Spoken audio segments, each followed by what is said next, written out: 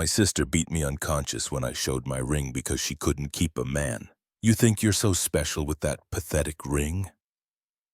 Cambria, calm down. You're scaring me. I'm scaring you. You're the one rubbing your engagement in my face when you know I can't find anyone. I wasn't rubbing anything. Liar. I'm Tiana Rodriguez, and my older sister Cambria was always the star of our family. Beautiful, confident, magnetic. She was the kind of person who walked into a room and commanded attention without even trying. Growing up in our suburban Chicago home, she was homecoming queen, lead in every school musical, the girl who always had a date to every dance. I was different, quieter, more bookish, the type who preferred reading in the library to Friday night football games. And honestly, I was fine with that. I was happy in Cambria's shadow. Our parents loved us both equally, but Cambria got the spotlight, and I genuinely didn't mind. She thrived on attention. I thrived on peace. That dynamic worked perfectly until we hit our late 20s. Cambria was 32. I was 29.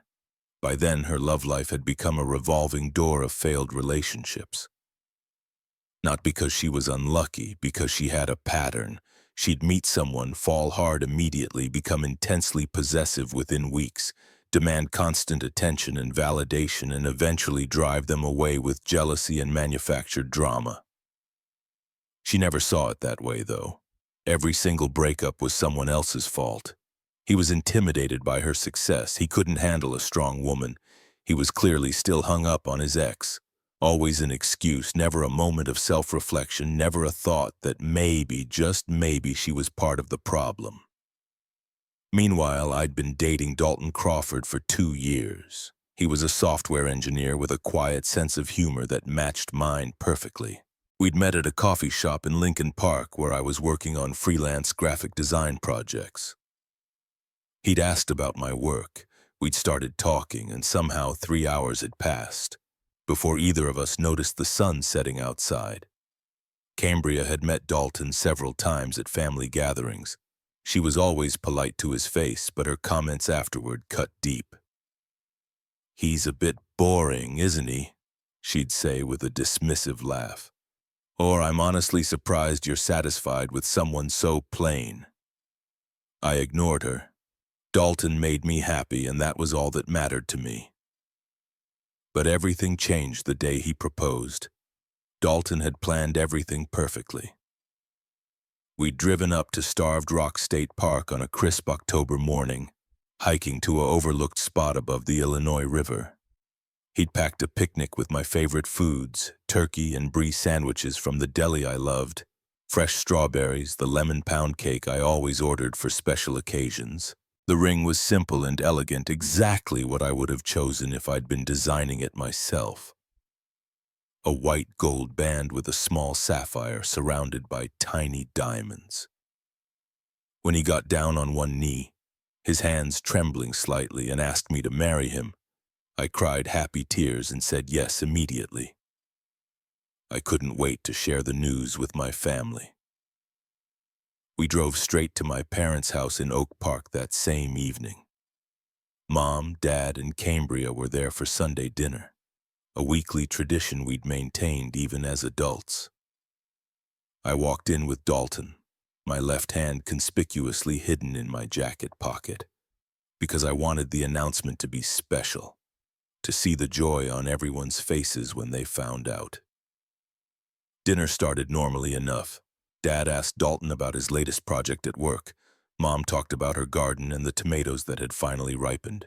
Cambria was quieter than usual, picking at her chicken parmesan, checking her phone every few minutes with increasing frustration.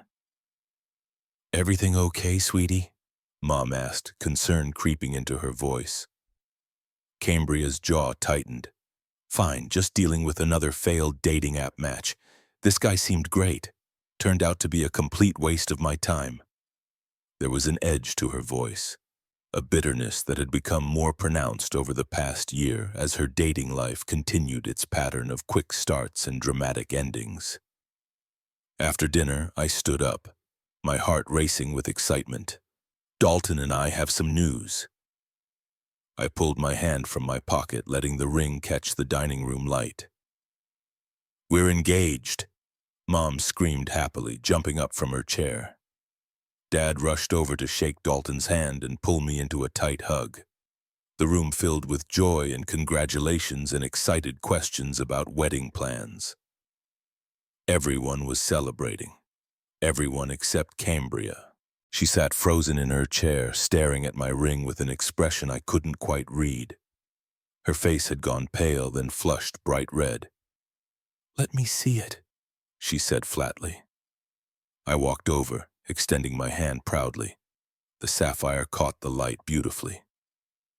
Cambria grabbed my wrist, pulling my hand closer to examine the ring. Her grip was uncomfortably tight. "It's small," my smile faltered.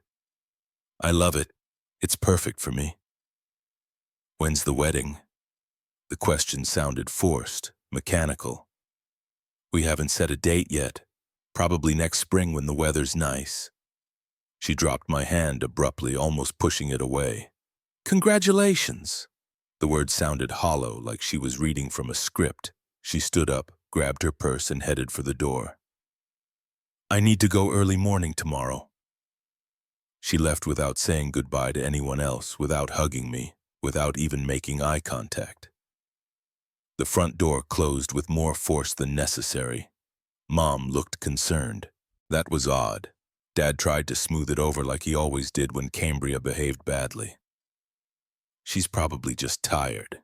You know how she gets when work is stressful." I felt a knot forming in my stomach, but I pushed it aside. This was my moment. I wouldn't let Cambria's mood ruin it, but deep down I knew something had shifted. Something had broken.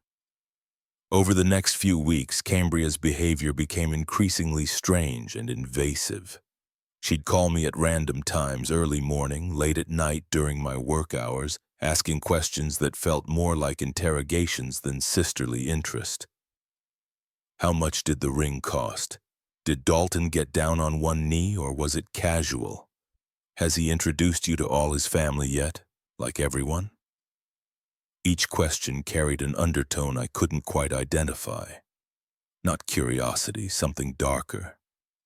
She started making pointed comments about Dalton during family gatherings, always with a concerned expression that didn't match the sharpness in her voice. "I hope he's serious about this. Tiana's been hurt before. I hadn't been hurt before. Not significantly." She was projecting her own experiences onto me, creating a narrative that didn't exist. When I asked her to be my maid of honor, partly out of tradition, partly hoping it would help her feel included, she hesitated for a long time before saying yes. "I'm honored, of course," she said, but her smile didn't reach her eyes. "It's just a lot to take on right now, you know." Planning the wedding became uncomfortable in ways I hadn't anticipated. Every decision I shared with Cambria was met with criticism wrapped in fake concern. "The venue I'd chosen in downtown Neighborville, it's too small, your guests will feel cramped." The dress I'd fallen in love with, a simple A-line gown with lace sleeves, it's unflattering on your body type. "You should try something with more structure."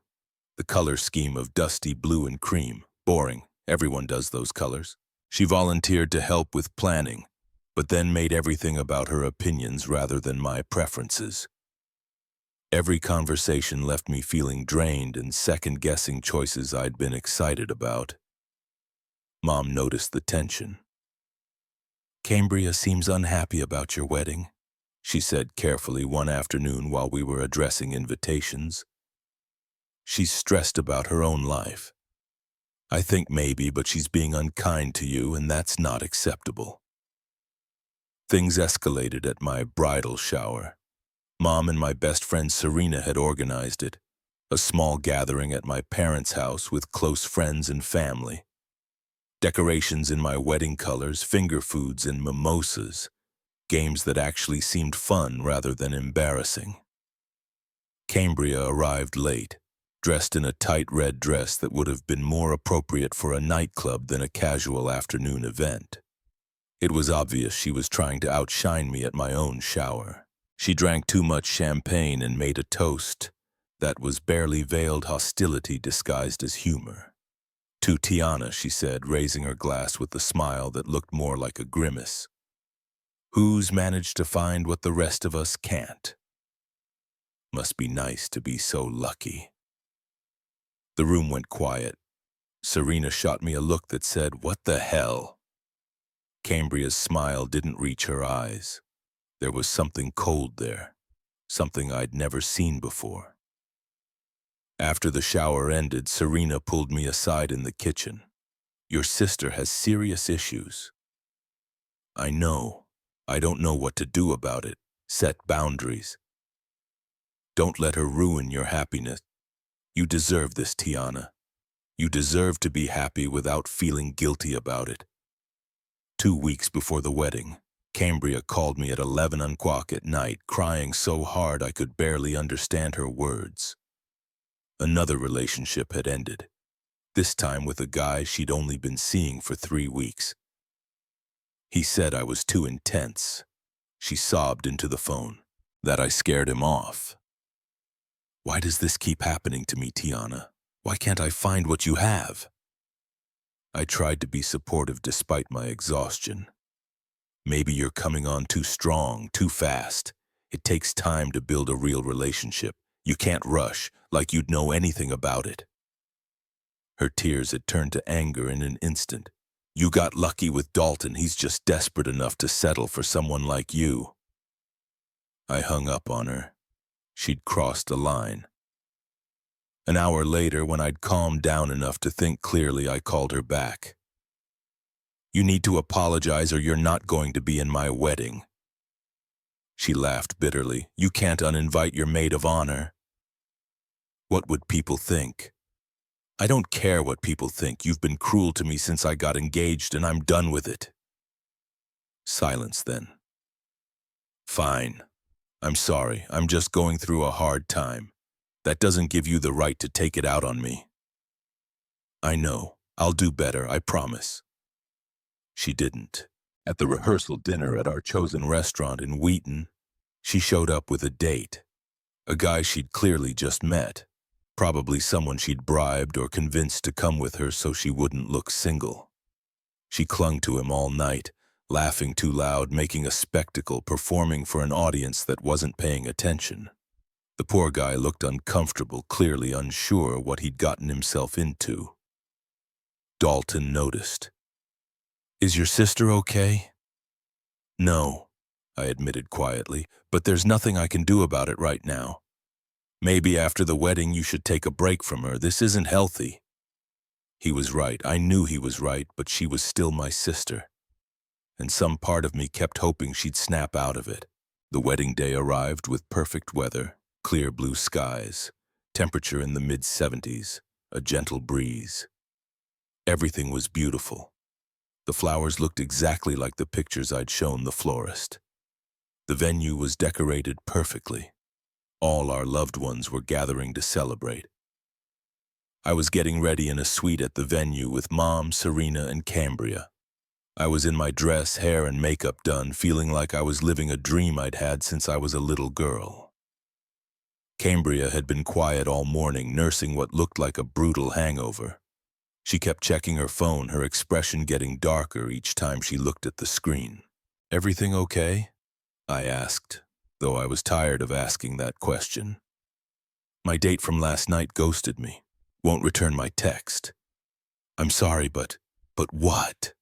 She looked up at me and there was something frightening in her eyes. "But you don't care because you're getting married and everything's perfect for you." Mom intervened quickly. "Cambria, that's enough. This is Tiana's day, right? Tiana's day. Tiana's perfect day with her perfect fiancé and her perfect little life." The venom in her voice made everyone in the room uncomfortable. Serena moved closer to me protectively. Mom looked worried in a way that made my stomach drop. What happened next would change everything. "Cambria, I love you," I said, trying to keep my voice steady. I want you to be happy too, but right now, I need you to support me. Can you please just—" She stood up from the chair where she'd been sitting, swaying slightly. Her eyes were wild. "Support you? I've done nothing but support you. I agreed to be in this wedding, even though it's killing me to watch you have everything I want. That's not my fault." My voice rose despite my attempt to stay calm. "You think you're so special with that pathetic ring? Cambria, calm down. You're scaring me." "I'm scaring you?" She took a step toward me. "You're the one rubbing your engagement in my face when you know I can't find anyone." "I wasn't rubbing anything." Liar. What happened next felt surreal, like watching a scene from someone else's life, like it was happening to someone else and I was just observing from far away. Cambria lunged at me with shocking speed. Her fist connected with my face before anyone could react. Pain exploded across my jaw, sharp and hot. I stumbled backward, trying to shield myself, trying to understand what was happening. She didn't stop. She hit me again, this time in the eye. The force knocked me off balance. I fell, my wedding dress tangling around my legs, the beautiful fabric that I'd spent months choosing now trapping me. She was on top of me before I could get up, screaming incoherently, hitting me repeatedly. I tried to cover my face with my arms, but she was stronger than I'd realized, fueled by rage I couldn't comprehend. "Cambria, stop!" Mom screamed, trying to pull her off me. Cambria shoved Mom hard enough to knock her backward into a chair. Serena managed to grab one of Cambria's arms, but Cambria used her free hand to grab a glass vase from a nearby table, one of the decorative pieces the venue had provided, and swing it at me. The vase connected with the side of my head. Everything went blurry. I heard screaming, mine, Mom's, Serena's, all blending together into a horrible chorus. I felt more impacts, pain radiating from multiple points on my body, my face, my ribs, my arms, where I was trying to protect myself.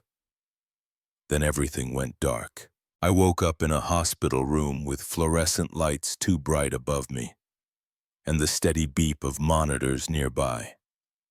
Dalton was beside me holding my hand, his face pale and terrified. Mom was on my other side, crying quietly.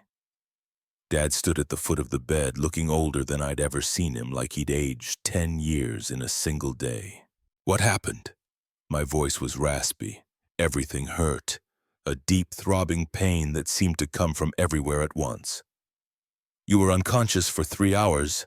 Dalton's voice cracked. "Your sister, she beat you in your wedding dress." The memories flooded back in fragments.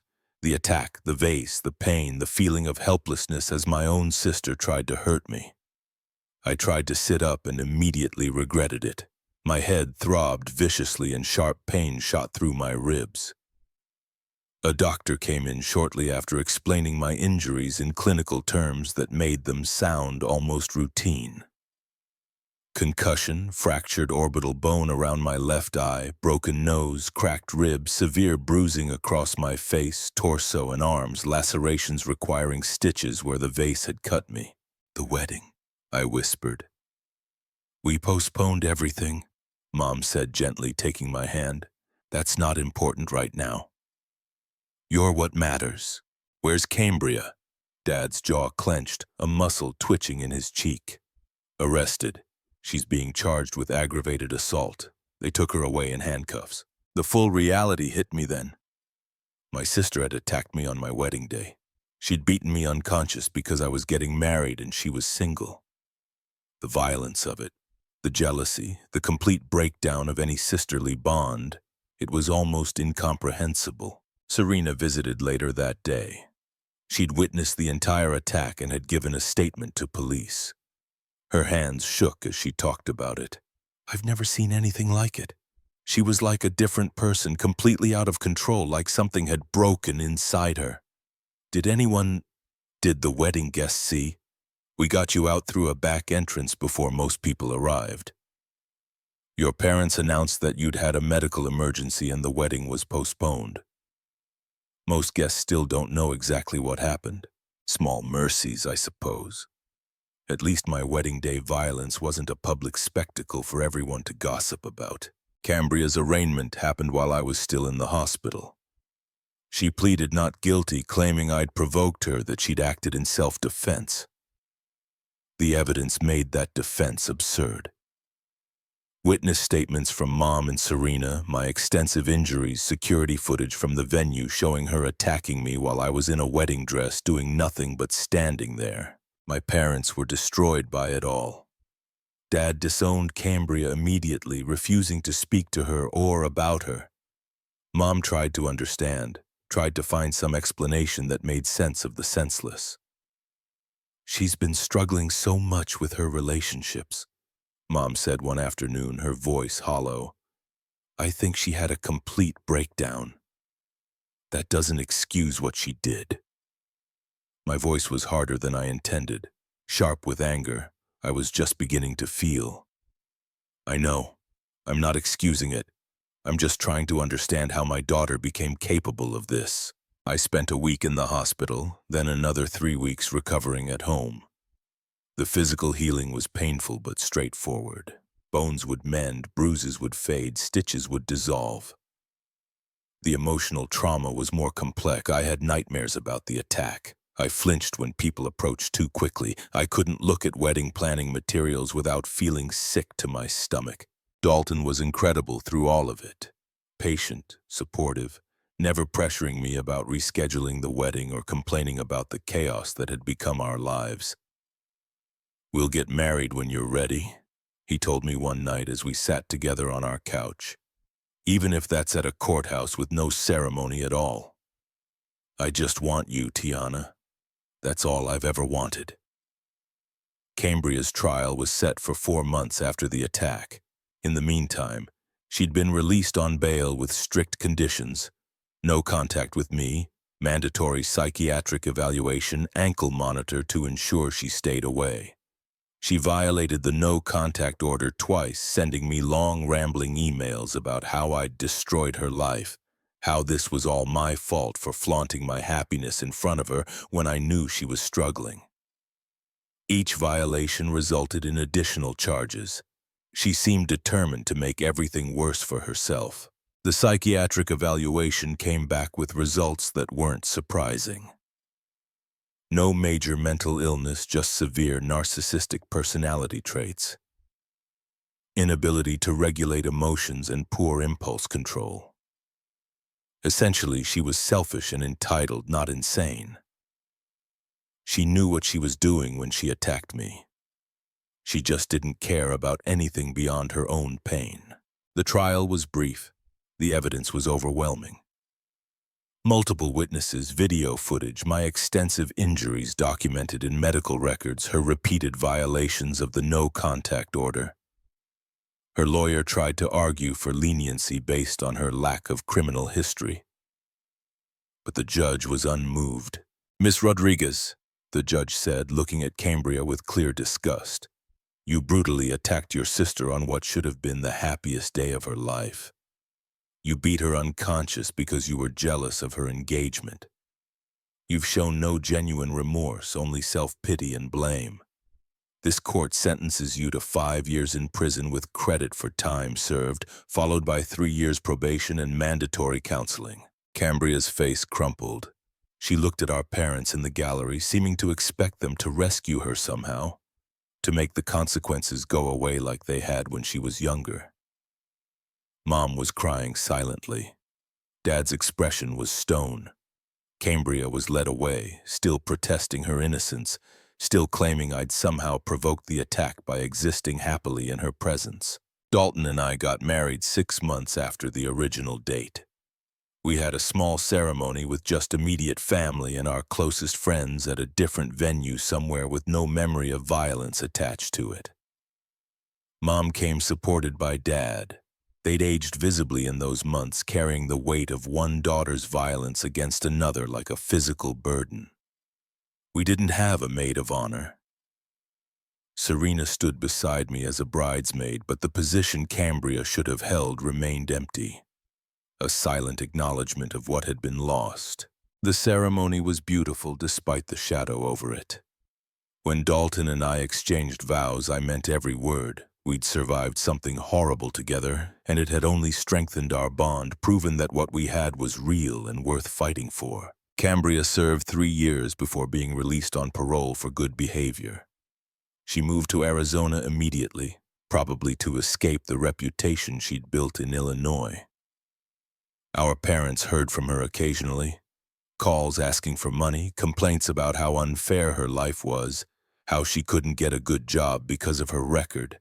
Never an apology, never any acknowledgement of what she'd done. I had no contact with her.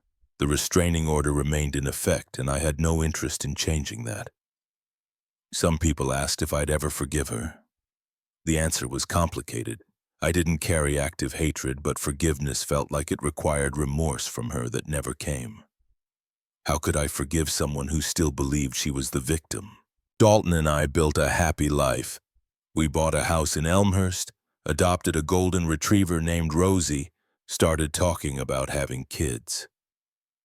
My physical scars faded with time and some minor reconstructive surgery for my orbital bone. The emotional ones took longer but healed too, with therapy and the support of people who genuinely loved me. I heard through extended family that Cambria's life continued its downward pattern. She couldn't maintain jobs because of her criminal record and attitude. Her dating life remained a disaster. She'd learned nothing from any of it, still blaming everyone else for problems she created. 5 years after the attack, I ran into an old friend of Cambria's at a grocery store in Oak Park.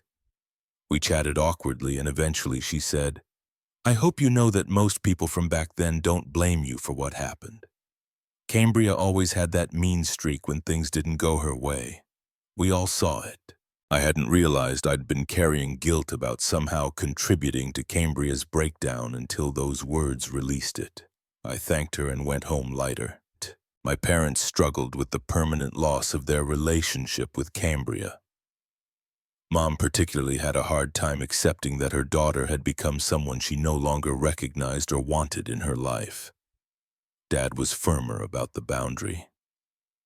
After watching his daughter get beaten unconscious in a wedding dress, he'd closed that door permanently. When Dalton and I had our first child 3 years ago, a daughter, my parents were overjoyed.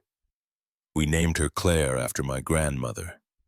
We deliberately chose not to include any connection to Cambria. People who know our story sometimes ask if having a daughter made me understand Cambria better, made me want to reconcile. It didn't. Becoming a mother made me understand our parents' pain more deeply, made me realize how devastating it must have been to watch one child try to kill another out of pure jealousy. Cambria sent a card when Claire was born. It arrived at my parents' house, forwarded against my wishes. Inside was a generic congratulations message and a single line. "I hope you're happy now." I threw it away without responding. She'd had countless opportunities to take responsibility, to apologize genuinely, to get help for her obvious issues. She'd chosen none of those paths, instead wallowing in victimhood and resentment. Her choices led to her isolation and misery. My choices led to healing and happiness. The contrast was stark and entirely self-created on both sides. Today, 10 years after the attack, I'm fully healed physically and emotionally. My marriage is strong. My daughter is happy and healthy. My parents, though saddened by the permanent loss of Cambria, are content with the family we've maintained. I still think about Cambria sometimes. Mostly I feel sad about what could have been. The sister relationship we might have had. The aunt she might have been to Claire. The family unity that was shattered. But I don't regret cutting her out. You can't maintain a relationship with someone who literally tried to beat you to death because you found love and they couldn't. Some boundaries aren't meant to be crossed. Some bridges once burned should stay ashes. If someone you loved attacked you out of jealousy for your happiness, would you ever be able to look at them the same way again? I know my answer. It's taken me 10 years to be at peace with it, but I know my answer, and I'm finally truly